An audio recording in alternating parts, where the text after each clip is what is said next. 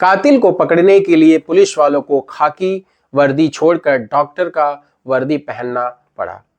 दरअसल जब सीएफएसएल की टीम अपनी रिसर्च को एसपी को सौंपे तो उन्होंने बताया कि कातिल बहुत शातिर है और इसको पकड़ने के लिए अगर कहीं से ब्लड सैंपल मिल जाए तो ही इसको पकड़ा जा सकता है, अदरवाइज इसको पकड़ना मुश्किल है। फिर उसके बाद खाकी वर्दी छोड़कर पुलिस वाले डॉक्टर की वर्दी पहने और घर घर तलाश किया, सबका दरवाजा नॉक किया और इनको ऐसे लोगों की तलाश थी जो कुंवारे हों, टैक्सी ड्राइवर हों और जो दूर दराज से आए किराएदार हों। फिर पुलिस वालों ने तकरीबन 800 सैंपल इकट्ठा किए और उसका जब मिलान किया तो आखिरकार कातिल जो होता है वह पुलिस के हत्थे चढ़ ही गया।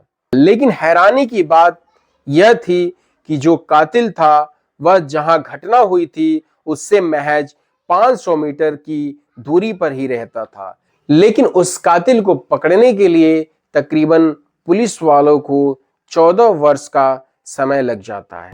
जब दरअसल आज की कहानी जो है वह एक रेपिस्ट की, एक सीरियल किलर की है। नमस्कार दोस्तों, स्वागत है आपका राज ऑफिशियल 003 में।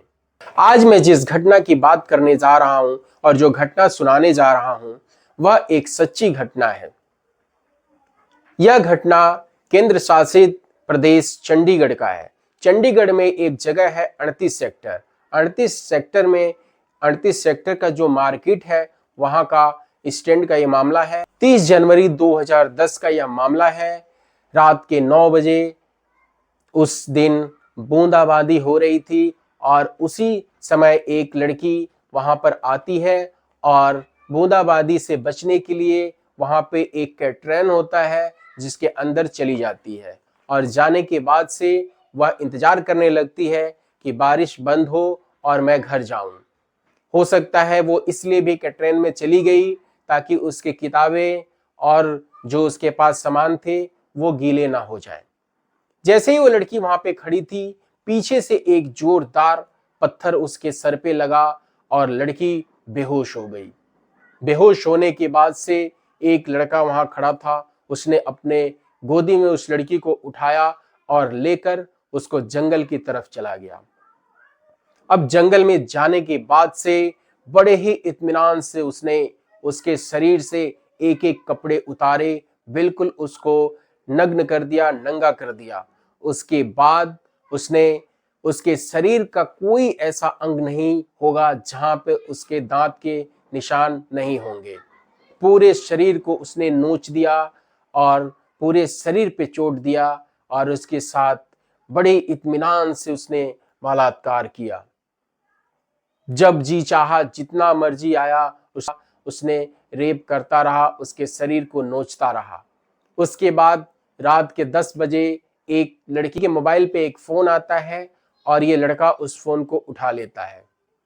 उठाकर हेलो बोलता है, उधर से आवाज आती है। दरअसल वह फोन इस लड़की के पिता का होता है। इस लड़की के पिता परेशान हुए रहते हैं। वो कहते हैं, जैसे ही फोन उठता है कहते हैं, बेटा तुम कहाँ हो, हम लोग बहुत परेशान हैं, तुम इतनी देर हो गया घर क्यों नहीं आई। तो ये कातिल बोलता है, परेशान क्यों होते हो, जाओ वहां पे 38 सेक्टर के स्टैंड पे एक स्कूटी खड़ी है। 38 सेक्टर के स्टैंड पे जाते हैं तो वहां पर एक स्कूटी खड़ी होती है जिसका नंबर होता है CH03Q6070। जब इस स्कूटी को पिता देखते हैं तो वो रोने लगते हैं, फुट फुट के रोने लगते हैं। यह स्कूटी उसी बच्ची की होती है। दरअसल वो लड़की अपने घर से 38 सेक्टर से हर रोज जाती है इंग्लिश स्पीकिंग सीखने के लिए। इसी क्रम में उस दिन भी गई थी और तकरीबन ये 9 बजे के करीब शाम को घर वापस आती है। लेकिन उस दिन बारिश की वजह से यह लड़की घर वापस नहीं आई। जब 9 बजे घर लड़की नहीं आई तो घर वाले परेशान हो गए। जब इस स्कूटी को उसके पिता देखते हैं तो वो फुट फुट के रोने लगते हैं। वहां उनको कुछ भी नजर नहीं आता है, लेकिन वहां पर एक थोड़ा सा कहीं पे ब्लड लगा रहता है, वही बस वहां पे मिलता है। अब पिता वहां से चुपचाप बिना पुलिस को बताए, पुलिस को तो पहले ही खबर दिए रहते हैं, लेकिन वहां पर बिना किसी से बताए चुपचाप वो जंगल की रास्ते की तरफ चले जाते हैं।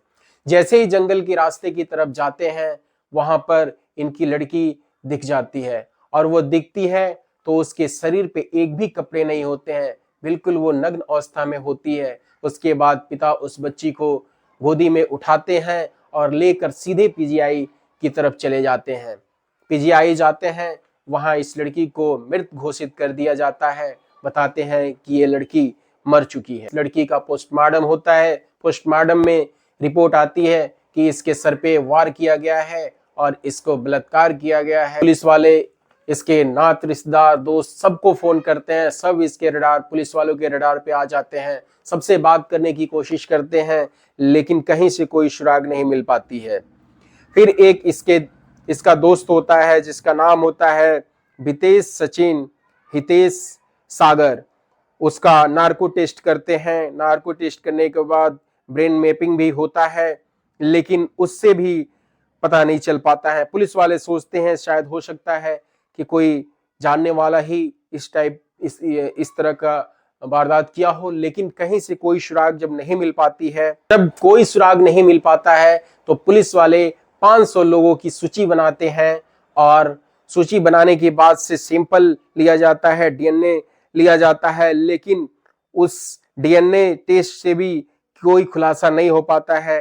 किसी का डीएनए मैच जब नहीं हो पाता है तो पुलिस वाले बहुत परेशान हो जाते हैं।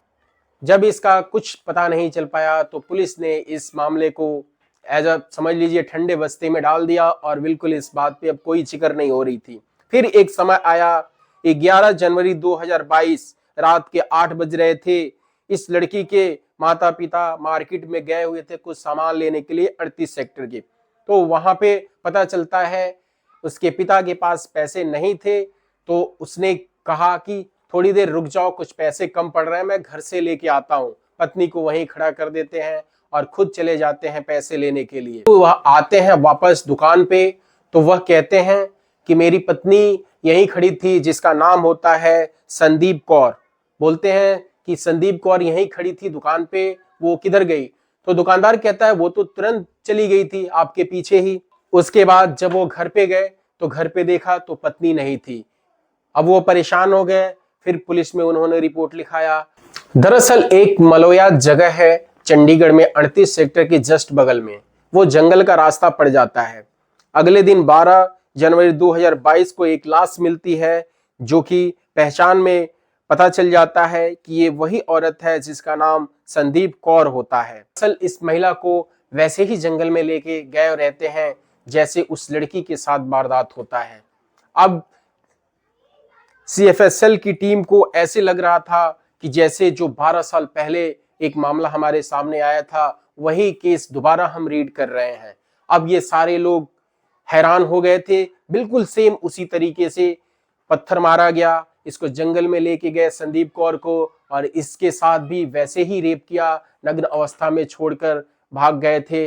बिल्कुल औरत उसी हालत में थी। फिर ये परेशान हो गए।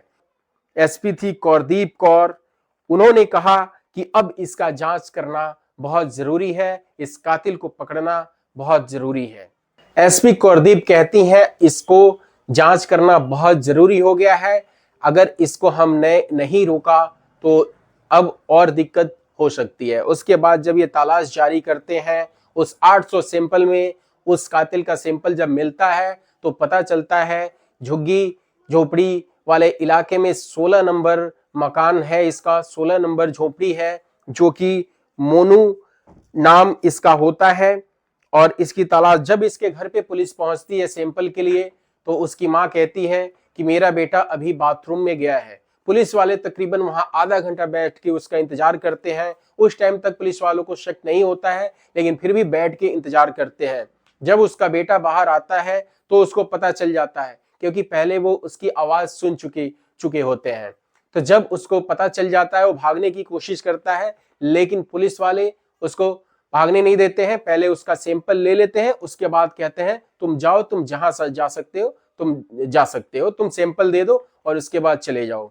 फिर उसके बाद जब वो सैंपल दे के चला जाता है, फिर पुलिस वाले चले जाते हैं और अगले दिन जब आते हैं तो उनको वो फिर डॉक्टर की वर्दी में नहीं आते हैं, वो अपनी पुलिस की वर्दी में आते हैं। और उसके बाद जब घर पे आते हैं तो कहते हैं कि मोनू को बुलाओ, मोनू कहाँ है। जैसे ही मोनू घर से बाहर निकलता है कहता है माँ मुझे खाना बना के खिला दो, और पता नहीं अब नसीब होगा कि नहीं तुम्हारे हाथ का खाना बना खाना। उसके बाद पुलिस वाले कहते हैं कोई बात नहीं, तुम खाना बना के इसको खिलाओ। वहां इंतजार करते हैं बैठ के, और उसकी माँ उसको खाना बनाती है और इसके बाद वो खा के फिर पुलिस उनको लेके जाती है। पुलिस वालों के पास पूरा पुख्ता सबूत इसके खिलाफ है कि कातिल यही मोनू है। दरअसल एक वारदात इसने 2008 में भी किया था। एक हिमाचल प्रदेश एक जगह है चंबा, वहां भी इसने एक लड़की के साथ ऐसे ही किया था, रेप किया था, सब कुछ किया था। वो मामला तकरीबन 1.5-2 महीने तक चला, लेकिन उससे कुछ हुआ नहीं, ये पकड़ा नहीं गया। और उसके बाद इसके ऊपर और भी कई सारे आरोप सिद्ध हुए हैं, जिसमें ये चोरी, छीना झपटी, ये सारे वारदात में ये शामिल रहा है। दोस्तों, अगर मोनू को उसी टाइम पकड़ लिया गया होता जब 38 सेक्टर से इस लड़की को झाड़ियों में लेके गया जंगल में और इसने बलात्कार किया, उसी टाइम अगर ये पकड़ा गया होता तो आज ये जो महिला हैं संदीप कौर, इनकी भी मृत्यु नहीं हुई होती। इस घटना को सुनाने का उद्देश्य किसी की भावनाओं को ठेस पहुंचाना नहीं है, बल्कि मात्र इतना ही उद्देश्य है कि लोग जागरूक हों।